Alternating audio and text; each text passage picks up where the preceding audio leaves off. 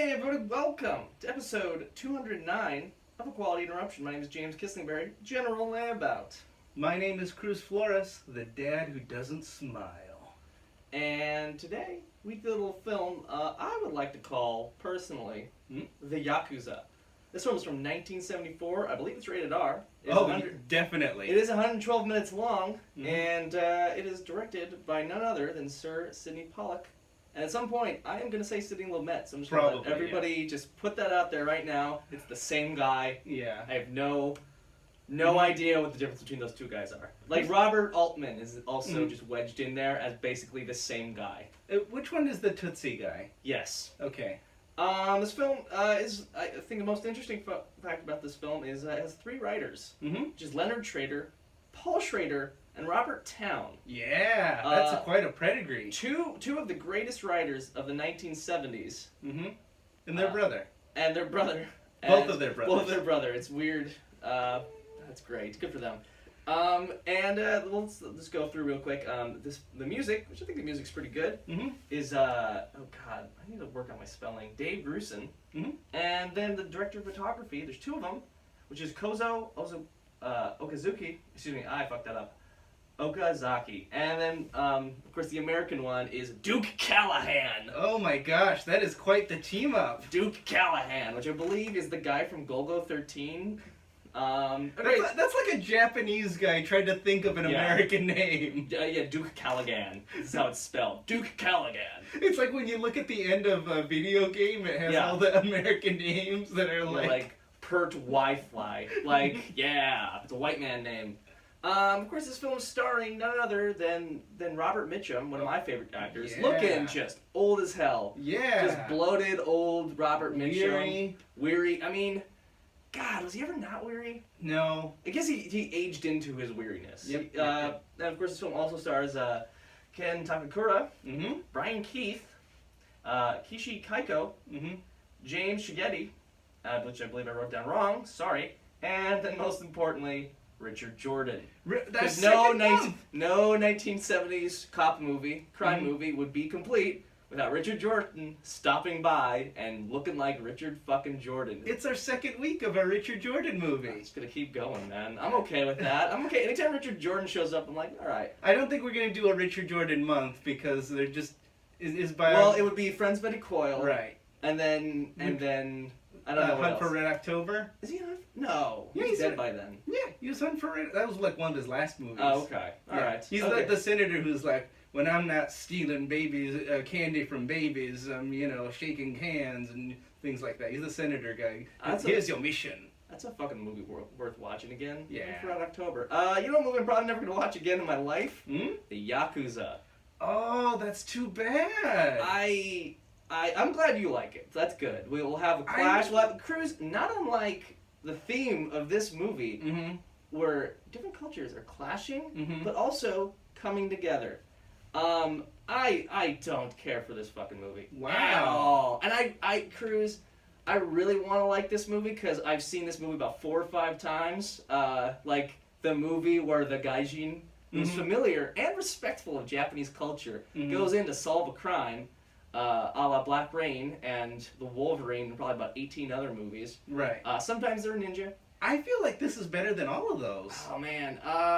So here's my problem with this movie. While The Wolverine has all the bullshit of just like, what is Japan? It's like, I don't know. It's like, America, but they speak Japanese and they eat rice more often. Right. It's pretty. They're like people, This movie, just throughout, it seems to like exist as a film that wants to describe Japan to people who have never heard of Japan before. It's like, oh man, hold on, I just flipped this globe over. There's a whole other side here. What are these places about? Yeah. And I'm with you so far.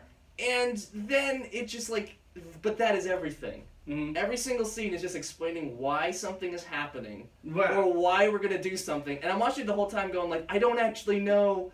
I had to go to Wikipedia to find out what the fuck this movie is about. Because it's a good half, I'll be fair with you. The first half hour is rough. It's a lot of not just explain, but wow, what happened to this guy? What happened to that guy? This world is different. Oh, I'm old. But like, yeah, but that takes like a half hour. That fucking scene. Okay, so ostensibly this movie's about Robert Mitchum, Bob as I call him, well-known stoner. Oh god, now I can't think of what his fucking his terminology for weed is. It was something good. Yeah, something really fucking good, because Captain Beefheart started using it, because Robert Mitchum bought weed off of Captain Beefheart back in like the 50s, but anyway, 60s. But anyways, yeah, so he is an old private detective, and he's hired by his old friends. I think he's actually a police officer. He was a police officer. Yeah, see, here's the thing. I'm not. Do we know? I think he says he did a lot of things. He was a police officer, a detective. You know, he banged a lot around. of fingers. I got a lot of fingers and a lot of pies. Well, not by the end of this movie. One less finger and one less pie. Anyways, so his old friend's daughter is kidnapped by the Yakuza, the Poison Fist of the Southern Rim. I like how they have the guy come in for the interview, and like they have to do this very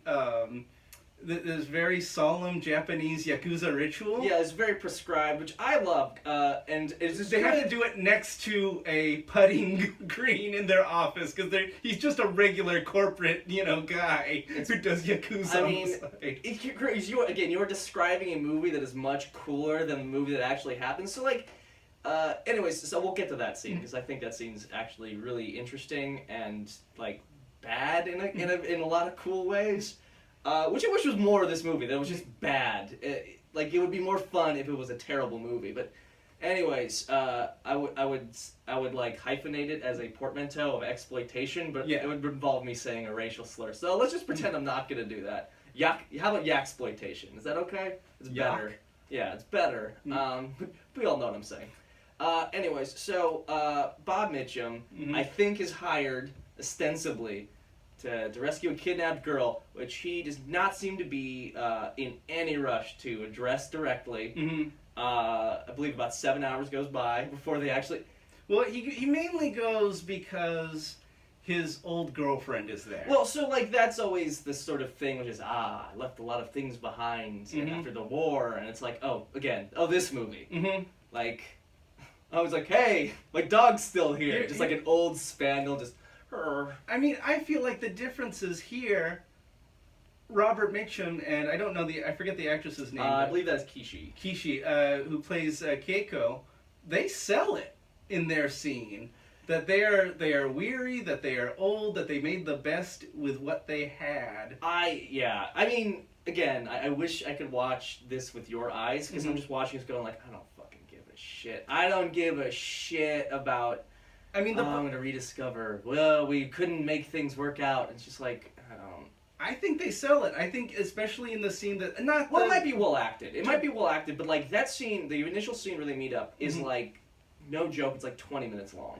The part with Dorothy from Golden Girls' ex-husband describing everything, like giving you the whole story of them. Okay, so I like that montage because it's like it is very like it's both succinct and too much information where it's like, look, you don't. It's like almost like tone poetry where you just go like, things didn't work out, and in the war, and it just fades out, and he's walking through the streets, and these very like elevated to the gallows-esque. But in neon sort of shots, which I really do dig, and I'm going like, this might be a really cool movie. I mean, no matter what you say, it's a beautiful looking movie. Oh yeah, no. So like, there are aspects. This isn't a terrible movie. There are aspects of this movie. It's just a boring movie. There's aspects of this movie that are very cool, and like that's one of them. And then he finally gets to this cafe to like, because I guess he's got a side mission. Like again, like he doesn't have enough going on. Like maybe do that afterwards. Well, maybe fly. I guess he did fly in early. Look, he knows two people in Japan. I mean, yes. One is one wants to kill him. One wants to kiss him. It's the classic two Japanese people. Well, I was gonna say he also knows the Golden Girls' ex-husband. Yes. But he's like an otaku. I mean, he's all the people in this movie, he's the one who looks like he's Otacon. He's the OG Otacon. He's sitting there with his cat, his wall of weapons. Like his most like, it's not a good-looking house. It's like it's super 70s, but then also it's like, what's Asia? I don't know. Fucking tatami. Let's move on. You know, it's like, it is very much like the 1970s' idea of what Japan is, which is funny to look at. But yeah, he just got like a bunch of like matchlocks and like katanas, and it's just like, yeah, you're that guy. You're that 100%. And after he says his story and they have their scene, it's not as great. But then it gets to just a dialogue-less montage of them flipping through pictures and kind of... Yeah, the montages are cool. I actually do... There's an artistry to those that I really like. And I'm watching this going like... I mean, make that movie or make the gritty crime movie. Well, see, that's what Paul Schrader was upset by. I realize I read that, and so now it's poisoned in my brain. Personally, I liked both. Yeah. I like both movies. I like the gritty parts of this. I like the very lush, picturesque looking, I mean, it's cool. It is very much cool to see, like, a 1970s Tokyo. Mm-hmm. Especially with, like, that old film stock and stuff like that. But there's, like... Again, you look at other kind of movies of the era that are about, like, city movies of the 1970s, like Taxi Driver or, like, The French Connection. Even like, a movie that's just sort of... It is what this movie almost should have been, which is, like, Live and Let Die. Mm-hmm. Like, that movie's got a lot of really good shots of like, the city, I will agree with you. We don't have a good sense of place in this movie. Well, and then they go to the fucking, like... that apartment that he owns, the white dude. It's a lot of interiors, and we don't get a lot of good sense of where they are. Yeah, and that is sort of the problem I think I have with this movie is that, again, having heard of Japan before, a lot of this movie isn't that impressive. I've read a book or two. Is that this movie doesn't seem to exist in a world where modern Japan happened. Yeah, it's a lot of them talking in these very sort of broad stroke, not quite racist, because that's a really boring brush to paint it with, but it's these very broad strokes of Japan, yes, and you see how these, and I'm just going I don't want you to explain why Japan is interesting or what's going on with Japan. I just want to see you do cool shit in Japan. You know what I mean? Okay, here's what I will give the movie. It makes sense to me because it's filled with people who want to believe in a Japan from before the war. Okay. So Keiko does, the otaku guy definitely does, but definitely Ken, he's described multiple times as this man out of time. Yeah. That his brother Goro is actually still in the Yakuza, and it's just a business. He wears a suit and tie, he wears glasses, he goes to an office. That's all the Yakuza is. Yeah, in this case, yeah. And that's a separate part that we don't get to see enough of. You're right. We don't get to see enough of that part of Japan. We get a lot more of Ken being I don't want to live that world. I want to retreat into. I left my sword behind. Yeah. I haven't picked up the sword. He wants to be the kendo teacher. He wants to hold this wound forever, just carry it like a badge of honor forever. And even at the end when he's trying to kill himself, his brother, the actual Yakuza guy, his brother is just hey, stop that, none of that, hey, knock it off, will ya? So the beginning of this movie is really rough, and I think because I don't have an entry into it, I never really got into it, because then by the time the actual plot starts going, it's I then have this boring scene of the Madame Butterfly thing, and me just going I've seen this movie, I've seen this story before, the white guy and the Asian woman, why couldn't we make it work? And she's yeah, we all fucking are familiar with the work of Weezer, I don't care, I want to see, and I shouldn't, there's an old Roger Ebert thing, and I think in general, it's how you should appraise art, which is that you can't go to a movie kind of with your expectations kind of what the movie should be, or the movie didn't meet my expectations. You should sort of judge a movie. I think this works both as a critic and as a fan. You should judge the movie kind of on what it is trying to accomplish and what it is trying to be. So if you go to a horror movie and go oh, it's just so gory, it's well, yeah, it's a horror movie. Is it doing the gore well or not? So, but with this movie, it's I don't feel the crime stuff is cool, and I want to watch that movie. And again, it's a type of thing. I just had Strangers on the Train on in the background. That's a 95-minute movie. Yeah. That's one of the greatest, it's Hitchcock, but it's one of the greatest movies of all time. It's a pot boiler. It fucking works.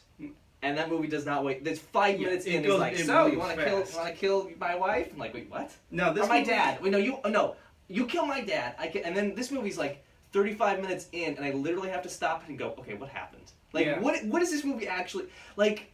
I fast forwarded a little bit, but because it was a boring scene, and I don't care. But like, I literally didn't know what the fuck the plot of the movie is. I feel like it's a movie that you're right. But to me, it gets better as the movie goes on, as you start to see this relationship develop between Robert Mitchum's character and Ken. Yeah, I think like as a capital W Western, I think that's a fucking cool idea of like these two dudes who are mismatched, basically doing dirt together. Mm-hmm. That's the thing I want to watch. And actually, it makes me want to watch this movie called.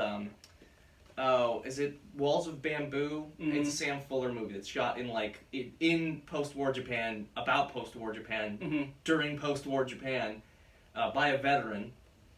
And then, it's got Robert Mitchum, and then it's the other guy from The Wild Bunch, Robert Ryan. Mm. Robert Ryan? Yeah. Yeah. Okay. Sorry, and there's so many of those guys. Yeah, I know. They're just around. And to me, that almost makes me want to watch that movie because it's like that does seem like it's going to fulfill that need of this is the pulpy sort of slightly higher register crime movie, and this just seems to I'm repeating myself here, but the crime part, the gritty part is weak. I'll agree with you. Yeah. It's weak.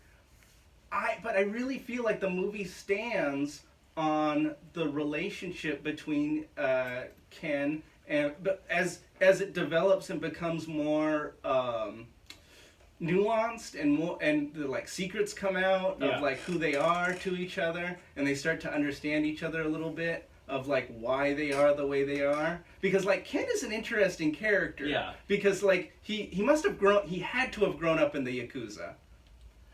Well, I mean he's not he's lower class, I guess. I don't know.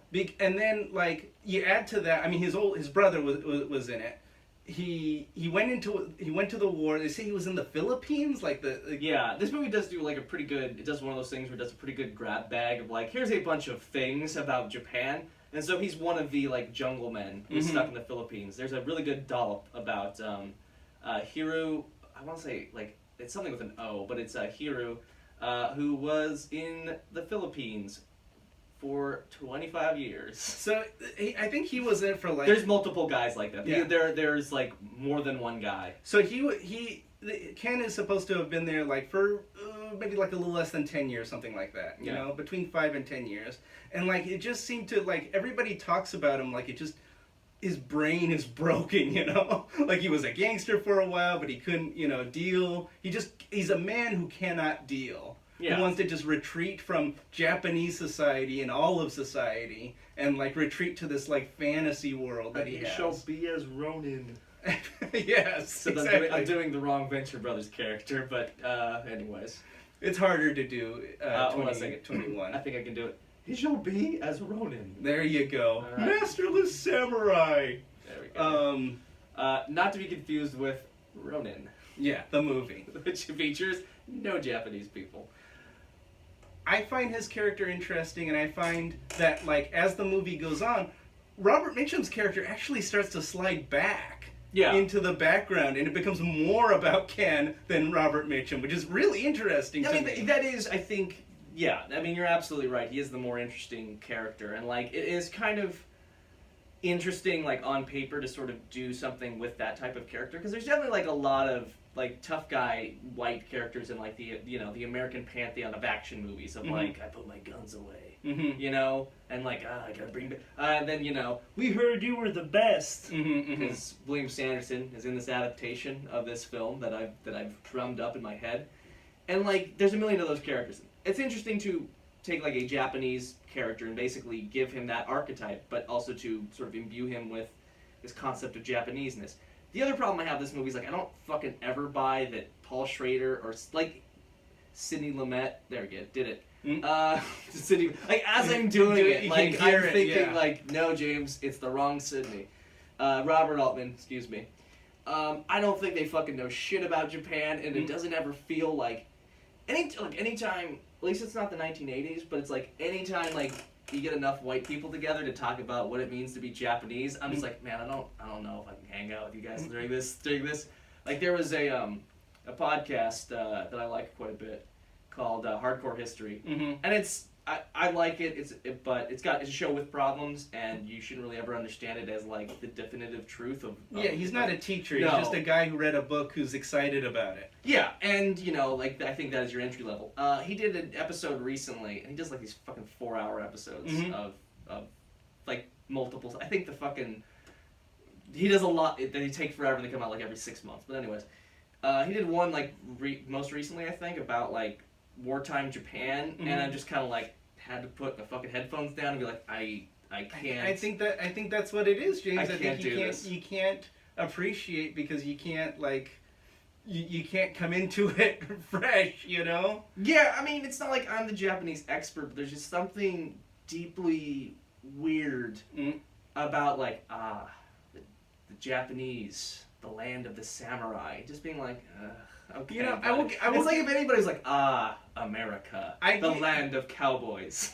I get that, like, this movie definitely talks too much about honor, like, most...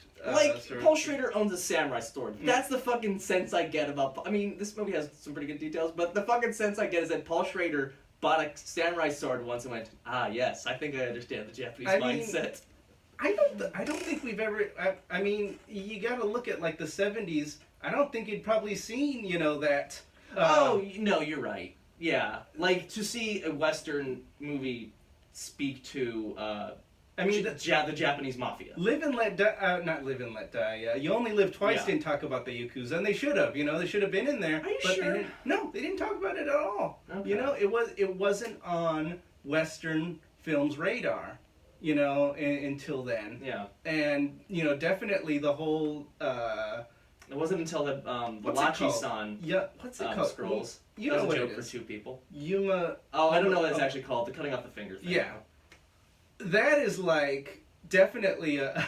that seems to be more, to me, even more than the final fight with Robert Mitchum with 2 guns and Ken come... You know, the both of them... This movie has good set pieces. We should talk about the set pieces one by one, but please continue. To me, like the climax of this movie isn't those action scenes, it's the both of them deciding to cut off their finger together. Yeah. Like they're blood brothers, It's like fucking good ass Johnny Knoxville shit. I'm like, I'm Johnny Knoxville and this is the Yakuza. We're gonna be honorary Yakuza and wild boys. Yeah, no, you're right. I like that, and that scene is that scene is shot like an Ingmar Bergman movie. Yeah. Like the framing of it is really cool and really interesting. I like that. This movie also the set pieces of this movie are really cool. I think that's a good scene.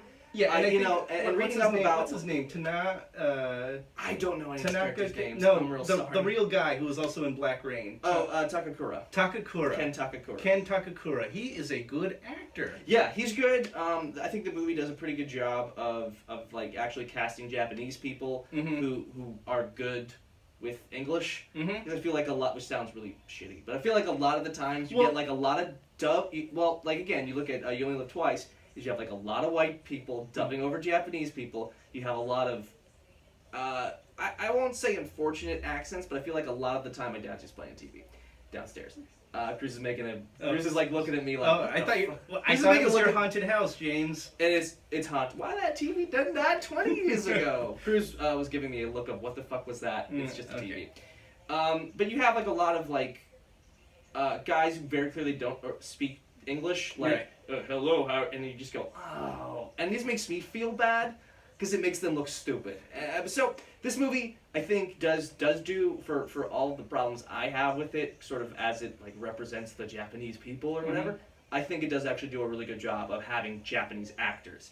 And again, also, there's no yellow face, so that's always nice. The 1970s could have done it, and somebody made a decision, no, we're the 1970s, but we're not going to do that. The brother is the guy from Die Hard.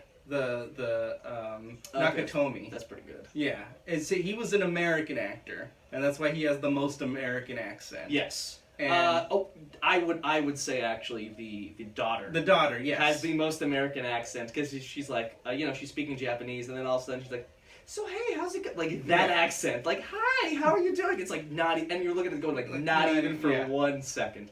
But at least again, it makes me feel nice that I don't have to listen to somebody go, oh, it's nice to see you, and like that again. You just cringed listening to this. Imagine entire movies that are like, yeah, people don't care. Yeah. Like, there's something really weird and bad about that. And they didn't ask the guy to put on that accent as his brother. Yeah. You know? He deals with enough Americans that he has a... I'm always a big fan of not explaining somebody's accent. Yeah. I don't give a shit. It's like in Taken when people are like, oh, he's an American agent. It's like, no, just have him be fucking... Just have him be Irish. Nobody's gonna fucking go like, wait... Why is the CIA assassin have an Irish accent? And you go like, that is the least of the problems I have with Taken. So if a Yakuza fucking, who's driving the boat? Right. If a fucking Yakuza shows up with an American accent, I'm just gonna go, yeah, sure. Good enough. Yeah.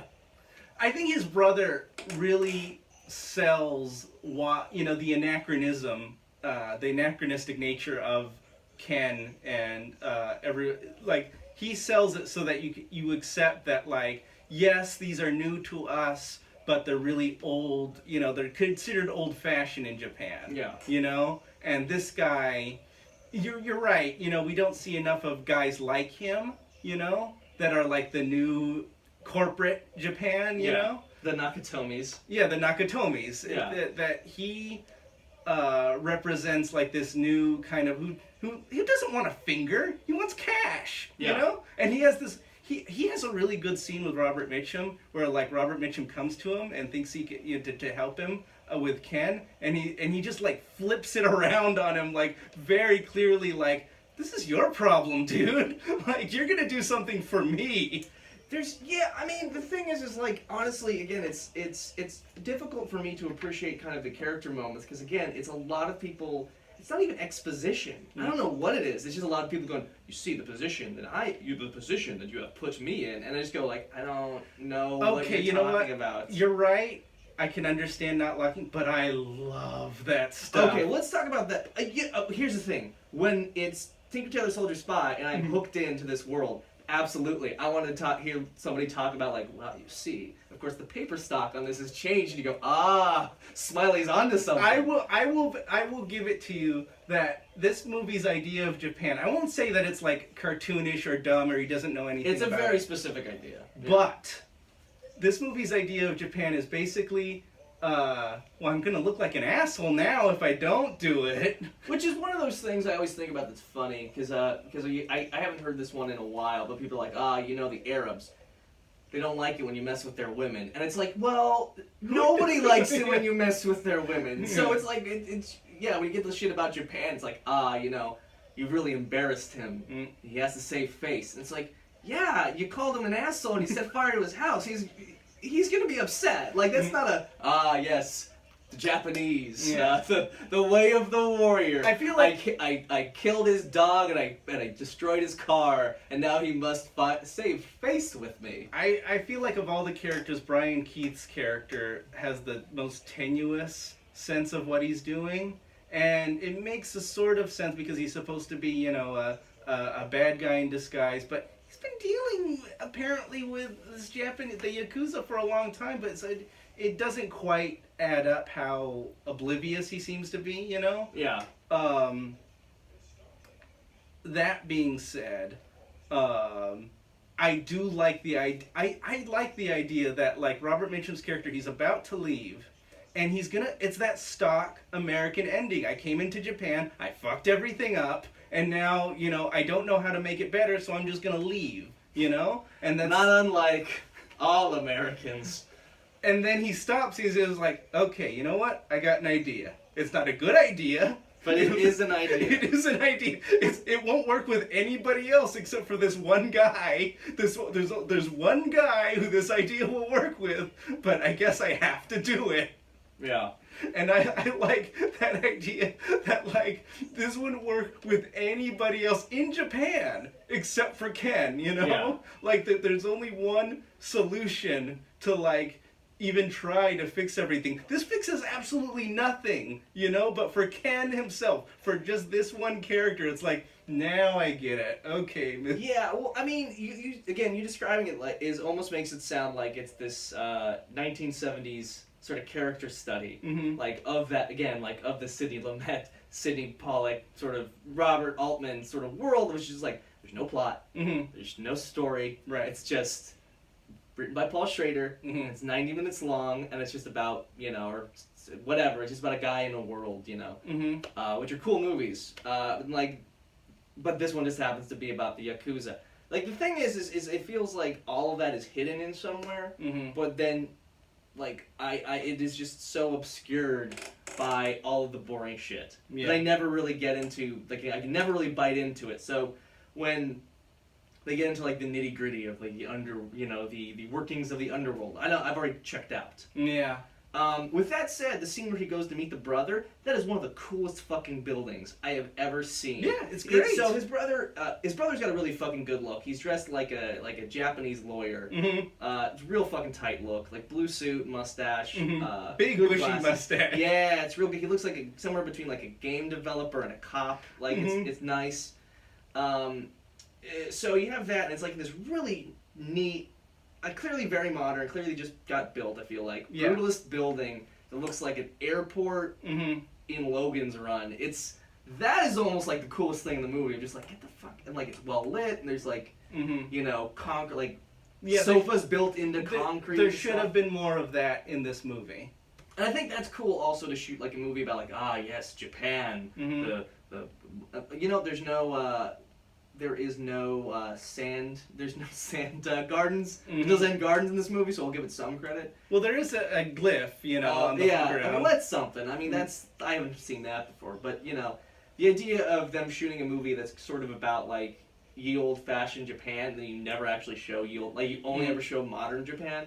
I think that is sort of neat again on paper, but again, this movie's 45 years old at this point, right? And all of that is worn off. Yeah. Because there are, I won't say necessarily even better movies, but there are more movies that have done this. And also, you can just get Japanese movies. Yeah. You can just watch a movie that takes place in Japan, made by Japanese people. So, like, there's a movie called Vengeance is Mine, which I own it. I'm not a super huge fan of it. But, like, if you just want to watch, it's worth watching for a few reasons. But, so if you just want to watch, like, fucking violence and chain smoking in 1970s Japan. Right. It's shot in the 70s. I think it's supposed to be the 50s, but it's got a fucking look. And that isn't to denigrate this movie, but like it has not aged well, is what I mean to say. There's one scene. I don't think the action scenes are that great. But let's talk about let's talk about the set pieces. But there's one scene I really like, even though it's the dumbest thing. They've got panache. They're not good, but they've got... I mean, the overhead shots are really cool. Yeah. With Ken and his sword just going through the walls, like, seeing it overhead. There's something to those scenes, but sorry, you're saying. And before I get to what I was saying, the flashback of his nephew with the spider head, like putting a knife to Kyoko, like that feels very like 70s and even Japanese to me. Like he has that flash of it and then he just kills him anyway. It's great. Yeah. But to me, like the best action is also the dumbest that makes the least amount of sense. It's when they're in that bathhouse and the dude... I love the bath. You know what? See, again, it's like these glimpses of like, this is almost Lady Snowblood. Like, you are this close to being a good exploitation movie, and then like, they pull back. Yeah. Like, they don't want to be full... Like, he doesn't want to go full pulp. But so, I love this scene. The fact that... I mean, who knows why they're there? It makes no sense that they're only there to get attacked by the Yakuza. And I love Richard Jordan, like, talking about, like, in Japan, they do this. And you're just going, like, oh, okay, but, like, you read this pamphlet in a fucking airport, like, what's Japan about? In the West, they saw away. But in Japan, they saw towards. And then that ends with a pretty good joke, which is like, when a guy cracks up in America, he opens the window and wastes a bunch of people. When you crack up in Japan, you close the window and he kills himself. And it's like, alright, that's a pretty good joke. Like, alright, that's an acceptable climax. And then you cut to the guys, there's not enough full-body tattoos in this movie. Not nearly enough. No, I mean, Cruz, is there ever? The Wolverine had a nice load of them. It's a pretty good. You know what? Speaking of bathhouse murders, yeah, Eastern Promises has got some lot of fucking good tattoos. It reminded me of Eastern Promises. They should have gotten more into it, but whatever. Okay, so he takes off his robe, he goes into the water, and he he tries to kill him like a shark. It's like real fucking nobody's gonna notice him under the water, going knife first into a guy. He's got like a lot of speed on him though. Like, where does that even come from? That dude's got some fucking juice on him. Like, how did he build that kind of speed underwater as a human torpedo? He's been at this a while. Also, the fucking funny thing about that is just like what little I know about Japan. And again, they're at a hotel, so maybe it's like for Westerners. But like, if you show up with tattoos at a bathhouse, yeah, they won't let you in. They won't let you in. Like, also grow up, Japan. Like, what do you like? If they're a criminal, yes. If it's just like I'm really into this band, it's like I can't believe you're into Starland Vocal Band. Right. You've dishonored my culture. It's like, all right, they're not great, but I mean, he probably offered violence or money, to get in there. Yeah, that would have been nice to see. Yeah. Yeah, the letter, the silver. Mm-hmm. So yeah, he stabs Robert Mitchum, he wings him, and then Robert Mitchum just basically just like getting a catfish, him. You get a catfish pulling it out of the mouth. You gotta reach into a Japanese guy's mouth, and that's how you grab him. You just grab him by the mouth. Mm-hmm. He just turns the knife around and got some right in there. Which is cool, but also just you're going to jail for murder. Who are these people? They're just I don't know, man. White people. They live by a different code. Yeah. James, it's a public murder. Look, James, do you know why the Japanese the Japanese police solve every murder? Why is that? Because they don't notice that they're there. Wow. That's called juking the. It's not juking the stacks. It's judoing the stacks. Right, a murder happens. In this case, it's an American killed a Yakuza. You know what, dude? A victimless crime. Yeah, you know what, dude? We are not dealing with that. That is not going in the ledger at all. You know what? What is murder? Yeah, exactly. That is not going to be part of our percentiles, dude. So I love that. You know what? Again, it's I wish this was the movie. I wish this was the movie. You have some other there's a little bit too much action. Some of it's just not interesting. The shootout in the apartment is dumb. It's one's way bad. too chaotic. Other than the fact that he throws a bike, he attacks that's people with great. a bike, and you're going, yes, more of this movie. I mean, I like the fact that if Keanu Reeves doesn't fucking kill a guy with a bike in John Wick 3, somebody fucked up. They fucking got bike killing written down, and they're trying to slot it into the fucking screenplay for this movie. We wanted to do it for the second one, but we had to cut it out. I like Richard Jordan impaled with that sword and very wearily picking up his gun and being that one last shot. Yeah. To save his friend. That I like. Yeah, that's always a good move. And from the first one, I think the only things I like of the first one is the guy starts off reading a manga.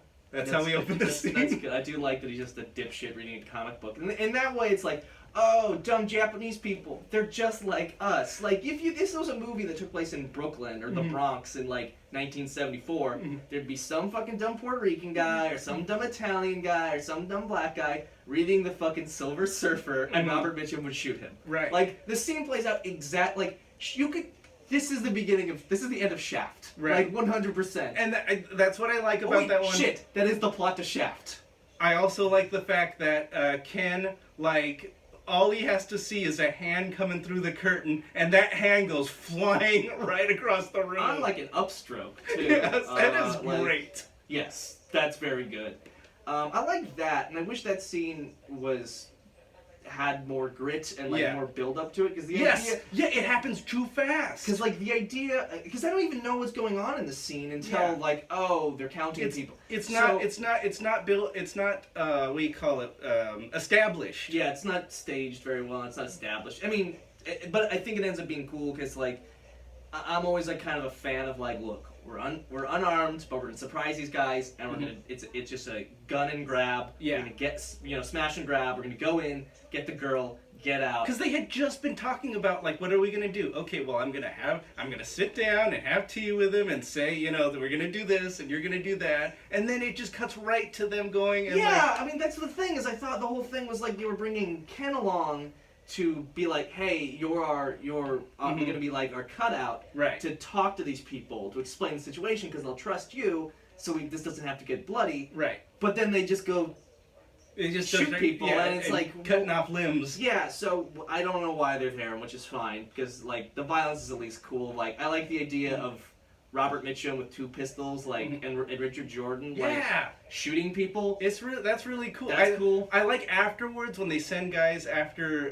there's a lot of people get guns getting held of them while they're playing cards. And there's like 4 scenes of like, don't move, and they're like, all right. A really cool thing I saw in the IMDb extras was that everybody was like so jazzed about Robert Mitchum there. Then actual Yakuza came up to Robert Mitchum and was like, showed him his gun and was like, anybody messes with you, just tell me. It was like, you could go to jail for 10 years just having that gun. To show off to Robert Mitchum. just to show off to Robert Mitchum. I really like the part where they try to catch Ken unawares in the bathroom, and he calls him, oh, it's you, the man who doesn't smile. It just gives you such a great sense of like background of this silly background of these characters, you know? I mean, again, it's I want the silliness. Like I want Mako Kanji to be in this movie. I agree. You know what? I agree with you, James. Also, anytime fucking Mako Kanji shows up, I fucking love her. She's the best. Like, I want Mako Kanji to show up and not react to a scene. It's like, oh boy, she's not getting affected at all by this. You know what? But like, I agree with you, but at the same time, having Robert Mitchum there and like just coming off of Friends of Eddie Coyle. And which was on TV last night, by the way. And just Robert Mitchum being sad about how his life has gone. Oh, it's just like, it just hits me so well. And like, the two of them just rubbing up against each other of like their philosophies and their ideas of life and how neither of them are happy with how their lives have gone. And they're both like, they both blame the other, but they can't figure out a way to like, you know... They can't figure out a solution that makes, you know, that'll make anybody happy. It's like the only thing we can do is make each other miserable. Yeah. So, and also, like, I think the last action scene is pretty fun. It's pretty fun. It's not as good. I've seen better sword fights. But I definitely have, yeah. And I think Robert Mitchum is just sort of there. It's really weird. But again, I also just love the idea. I like in crime movies and stuff when, like, you're on a raid and you're like fucking not prepared at all. So it's like, what's Robert Mitchum got? He's like, well, I've got like a parka, yes, and a shotgun I found, and like that's kind of, it's like, what's the plan? Like that is the plan. I have a parka and a shotgun. If that was better shot, that'd be. I also like because it feels very much like a sort of Richard Stark-esque move of just him going like, hey, I'm here to meet with Tana. I'm his old friend, and he just kills everybody in the fucking office and leaves, and it's like. That's all. Yeah, that's fucking dope. That's a great scene. Yeah. Yeah, I love that. Again, that like feels like the 1970s crime movie I want. Of just like him fucking unload. Like he would have made a good shit. What can I think of the fucking character? It's not Tanner because there's a version where he's Parker. Yeah, Parker. There is a version where he's called Tanner. I think that's the not Joe Lewis. We already did one, James. I can't ask for much more. No, I know. I thought of a name and I can't think of another one. The football player. From 100 Rifles. Jim Brown. Jim Brown. There's a Jim Brown adaptation. Yeah. And I believe it's, it doesn't matter. Who cares? So we just want to get to the questions here.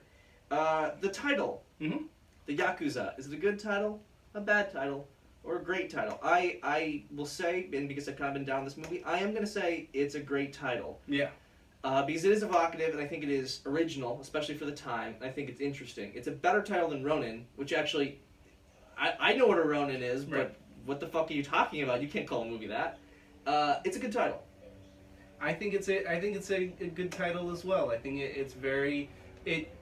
You're right that it does not fulfill the promise of that title enough. You know, we get some glimpses of it, of like Ken being this old Yakuza who believes in this code of honor that was never really there in the first place. Yeah, no, never is. And his brother who's like a much more of a realist.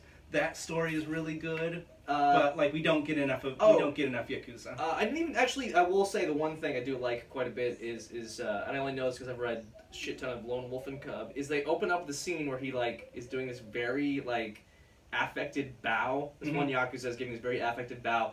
That is actually a Yakuza thing. It's like a very specific, like you're supposed to hold out an X amount of fingers and you bow in a certain way as like code for like I am a Yakuza.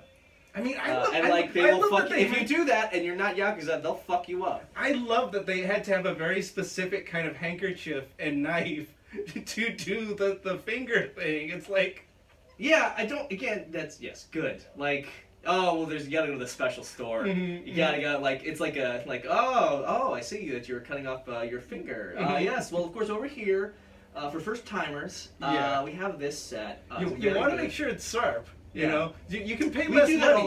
That Now, what I feel is that it's always going to be worth the money you put in. Yes. And you're going to be happy that you spent the extra. It's not that much. It's the extra $50. But when you're going through that bone, what's peace of mind worth? When you're going through that bone, you're going to want to spend the extra money. I would think you would try to cut it at the joint. Yeah. Right. Also, here's me talking about like, oh well, as you well know, when you cut off a finger.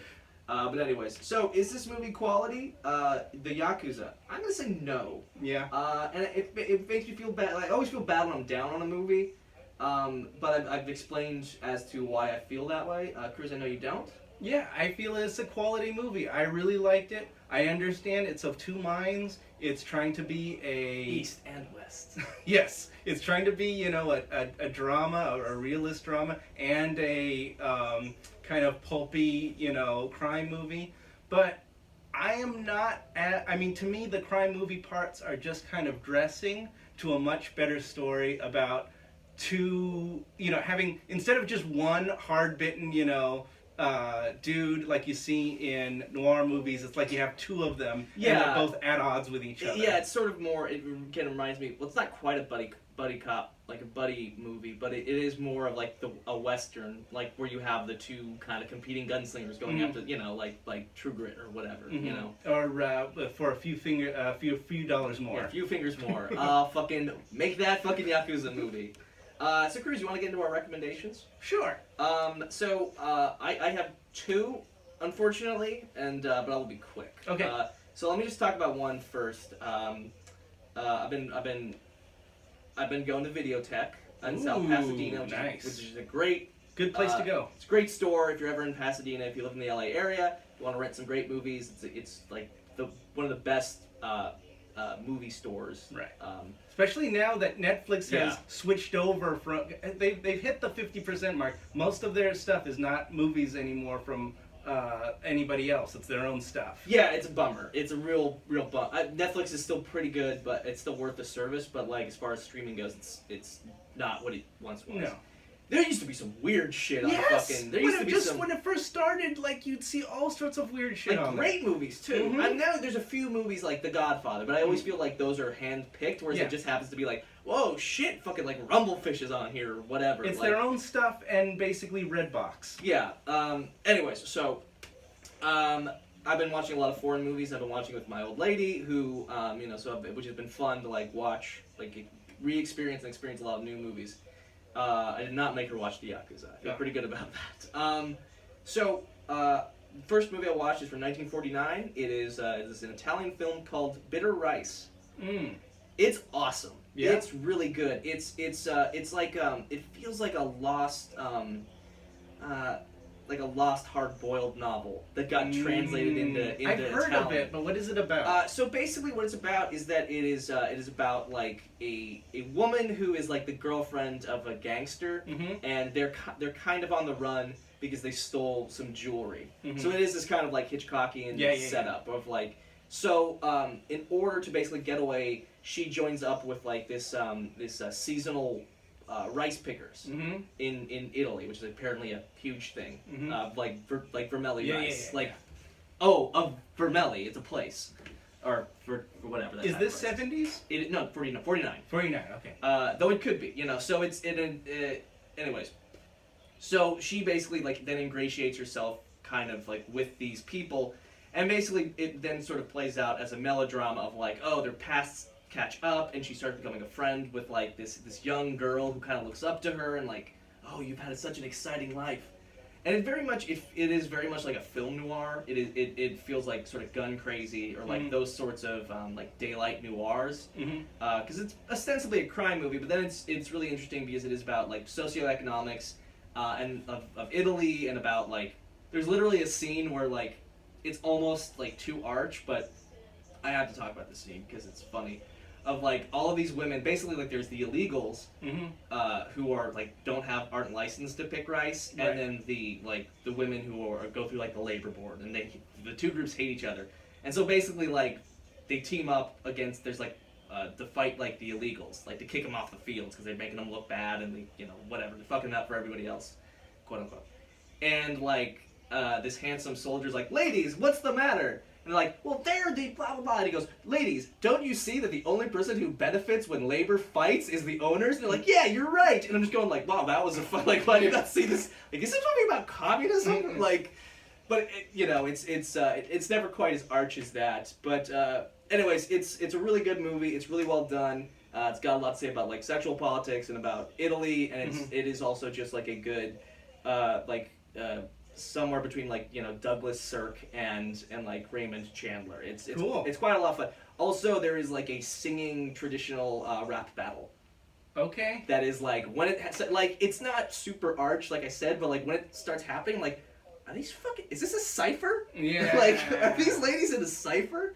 It's fucking great. I would highly recommend Bitter Rice. It's not that long. It is probably only available on like its Criterion. But if you can hunt it down, it might be on Canopy. It might be on Canopy. Criterion is coming out with its own channel. And so. Oh yeah, and so it's just sort of a blind watch, but it was a cool movie. Yeah. So I watched the last Alec Guinness Ealing comedy that I had not seen before. It was The Man. Wow, I made through all 475 of them. Oh, okay. The Man in the White Suit. Yeah, how was that? It's not as good as the other ones, but still pretty fun. Okay. It's based on a play, and you can tell the parts that were like the real when the play starts, because the movie starts happening, instead of the extra stuff. And there's not a lot of, it doesn't do a good job of having the extra. It's a lot too, like you said. It's halfway between a silly satire, but also it has this English sense of like, well, what does labor think about this? What do these people think about this? Everybody has to give their 2 cents in of what's happening in the story. And if you don't know, it's Alec Guinness. He develops this kind of fabric that doesn't get torn and lasts forever, basically. And of course, it's going to change the world. But like everybody has to have like an opinion about like what that will mean and like what it means to them and like how it will change the social structure and everything like that. Yeah. So it's good. It still has some. I will also say that there are parts where they put in their own Ealing stuff that did come out really well, and that's with like a lot of staging stuff of like people coming in and out of doorways and like things like that. Ooh, I want to watch some fucking British people coming in and out of doorways. It sounds like I'm joking, but I want to watch that movie. Yeah, no, those parts work really well, and so it's a lot of people walking into cabinets and people going, "Oh, we don't want to find out you're here, so hide underneath." Yeah, things like that. So that part is good. It's worth watching, but just don't expect it to be as good as like the Lavender Hill Mob or the Lady Killers or something like that. We should do the Lady Killers one of these days. Yeah, I think I still have a copy of that. Yeah, I really like both. Yeah. Like I am a fan of both versions. I think they're both really good. Oh right, the remake. The remake, yeah, right. The Coen brothers. Still haven't seen it. Kind of don't. I don't know that I don't know. It could break my heart. I don't know that I want to watch it. I mean, I don't know. I don't know your mind, James. As long as we've known each other, I can't get in there. I'm not unlike the Japanese. Yeah. We'll never understand. So the second movie I watched that I would highly recommend is it is a Jean-Pierre Melville movie that I have watched before, and the first time I watched it I was not a huge fan of it. He can be very slow, and I won't say staid, but he can take his fucking time with movies sometimes. The Samurai's movie I used to love and kind of fell out of love with it because being cool isn't the only not thing a movie can anymore, be. Yeah. With that said, that everyone should watch La Samurai. Just to know where film came from, you know? You know cool people? Yes. He invented cool people. Yeah. It's a movie, it's the second time watching it, and I loved it. I really loved it. I enjoyed it a lot more, which is The Cercle Rouge. Oh, yeah. With Yves Montand, Alain Delon, and I forget who the third guy is. Well, there's like 4 leads, basically. It is very Jean-Pierre Melville. There are no women in it. But it's shot in 1970, so came out in 1970, so it's this really cool, interesting, I think it's one of his last movies, too. It's this very interesting point between, like, the sort of 1960s movies that he's sort of famous for making, like La Samurai, which is this very, sort of, like, artificial, like, slow, sort of maybe old-fashioned movie. And then this one almost feels like it's a 1970s movie. So it's kind of this interesting hybrid. But what's really cool about it, again, I talked about this about the Yakuza and other movies, it's got some of the fucking best cities. Yeah. It's Paris in 1970, so the colors are great, the film stock's amazing, the cars and like all this stuff, and all that's fucking cool as hell. Then you just have like Alain Delon with a mustache, like, again, not reacting to things. You have Yves Montand, who's like, I absolutely love. He's a guy who could do nothing, and he's interesting. He's doing some very good acting in it. Very affable. I think of him more as for his songs. I have a lot of Yves Montand songs, and I don't know if I've seen one of his movies. You've never seen I've probably seen one. Shit, what's the movie? I can't think. Wages of Fear. Yeah, that's right. Okay. So I have seen it. Yeah, I don't think I've seen a lot of his movies, but he's very good in this, and he's still like very handsome. Anyways, it's just a very basic crime movie, very good setup. But again, what's really cool about what Jean-Pierre Melville does, and when he does it right, and he does it right in this case, is like he doesn't ever explain what a scene is or what's going on, but it's the thing where all of the characters are very clearly in control of what they're doing. Yeah. So the drama is about you experiencing these characters going through these things, even though they don't ever tell you what's actually going on. Sounds like a Steven Soderbergh movie. Yeah, I mean, I can very much see. It's the type of movie that you find out, like, actually, I was thinking about that with Bitter Rice, and like, Bitter Rice seems like a movie that if you found out this is Steven Soderbergh's favorite movie, yeah. I wouldn't be surprised. And actually, sorry, one real quick thing I want to say about Bitter Rice is because it's in the 1940s, it's before zoom lens, it's got some of the fucking coolest camera work I have seen in a good long while. It's like a lost art. Like, the framing of scenes. Again, go watch a fucking Marvel movie, and go remember, and then go watch The Bitter Rice, and there's, like, not even a comparison between these two things. The fact that you had to, like, keep everything in focus for that long of a time, because you can't go anywhere else. Well, it's a lot of, like, movement, and it's a lot of, like, weaving in and out. There's a lot of dolly shots. There's a lot of crane shots. Anyways, I'm sorry. It's a very good movie. That surprised me. Anyways, long story short, Le Cercle Rouge. If you want to watch a cool 1960s, 1970s crime movie, and if you're a fan of Jean-Pierre Melville, or haven't ever watched a Jean-Pierre Melville, it's really good. Also, like, the climax of the movie is a long-form homage to Rafifi. Yeah. Like, down to the fact that it is in the same exact building that they are fucking stealing from. In the Tuileries. Is like, it's 30 minutes of silence of them stealing, of them doing this heist. It's fucking cool as shit. That's pretty cool. And then the best part is at the end of this, like, the cop is watching it on, like, VHS of, like, because the whole thing is filmed on camera, and he goes, they don't talk much. And it's like, all right, like, I'm glad Jean-Pierre is having fun. Like, he's very clearly, like, enjoys, like, this sort of thing. So, anyways, sorry to. No, that's all right. I have a filibuster. But those are two really cool movies that I'm very excited about sharing with people. I don't have any thing to plug currently. But, you know what we do have? What? Thanks. Oh, thank you. First, I'd like to thank, we'd like to thank Rafael Gamboa, who was just on our last episode 208. If you want to support Rafael Gamboa. He's got a few things that are coming, but most importantly, just subscribe to his YouTube channel. He donates to us, and he's always great, but his YouTube channel is The Long Take. Great guy, and that's a great episode, but of course we also like to thank Eric Atten, I'd like to thank Eric Bryan, teacher counter, John's on the steel beams, don't look at building number 7. I fucking was yelling at somebody because I got liquored up and I was on Facebook. Yep. Dumber than dog shit, Right. this person. And I knew they were an idiot because A, they posted like anti-vax stuff and it's like, I feel like there's a line where you can kind of go like, I'm skeptical, and it's like, look, we're all skeptical, but at some point you have to go, I think the Holocaust happened. You know what I mean? Like, we can all be skeptical, but there's books written about this. Yeah, you cross that Rubicon. And... Yeah. But anyways, then, like, I was just going through to make sure that this person was as dumb as I thought they were, because, hey, you know, maybe you just have a religious belief. That's a thing. One of the things was, like, don't question what happened to Building 7. They don't want to talk about Building number 7. It's like, I'm pretty sure a bunch of debris from a couple falling towers hit it.